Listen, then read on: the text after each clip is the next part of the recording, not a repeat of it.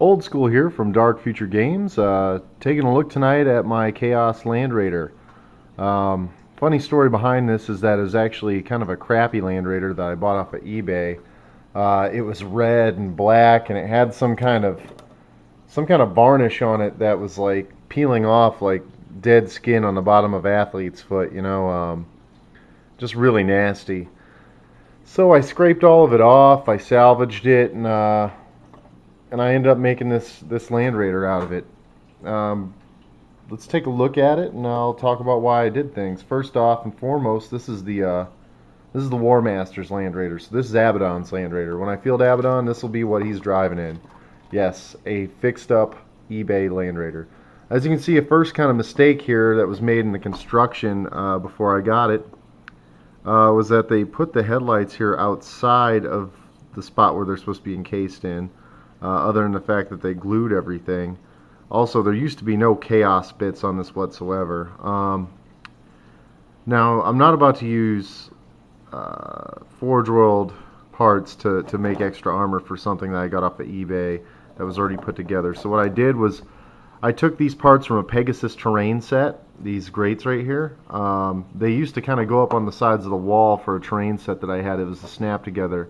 And I decided to make it into extra armor. As much as I decided that I hate spiky bits, I went ahead and put some on this Land Raider just for the fact that I think Abbadon's going to have some trophy racks on it. He's also my only Chaos Terminator that has trophy racks. As you can see, there's a Blood Angel's head up on there, along with the standard skulls and accoutrement of Chaos. You might recognize that giant Chaos symbol. It's actually a big pewter symbol used... it's from a kit that's available in the fantasy range. It's got like pewter candles, the whole Chaos symbol, all that stuff. It's a pretty good kit to get. The store was nice enough to lend it to me. And then there it is again on the other side. I basically wanted to make kind of a special deal for it since it is Abbadon's. The other little part there, that extra little chimney next to it on the left hand side, is just a part from City Fight Bits. Now, for the front, I used an old school Chaos Warriors icon, some hooks, just in case for some reason that door broke, they could hook it open, I guess. Voxcaster, because I'm sure Abbadon is going to be swearing and cursing at his troops to get out there and kill some people. Did a little bit of block highlighting over the Chaos Black with Shardnite Gray. And up here I did bolt gun metal, washed everything in Griffon Sepia, kind of to add a rusted mix, because after all, this Land Raider's been in business for a long time.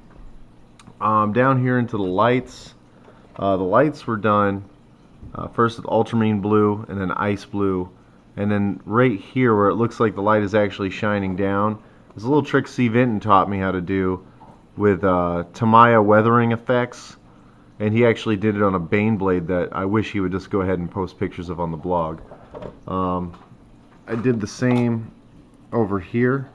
You can see the blue reflecting down onto where the last cannon turret is.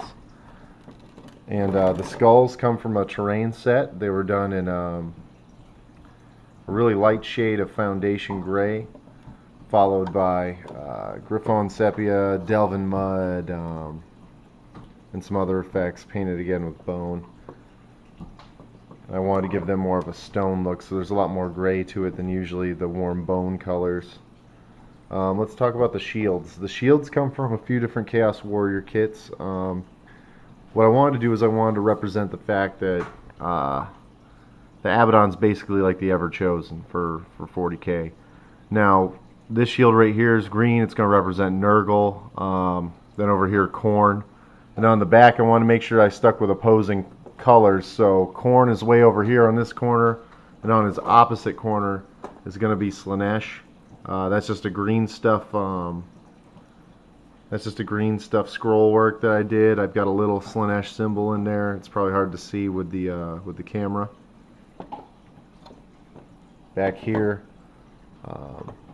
just a standard Mechanus symbol. An evil devil face I managed to find in one of my bits kits. I have no idea where it comes from. And then back here, of course, opposing Nurgle on the other corner is the Tzeentch shield, representing the fourth of the dark gods that Abbadon's got here on his Land Raider. And once again, another green stuff scroll down there. I weathered the whole thing in Calvin Brown, followed by Scorched Brown.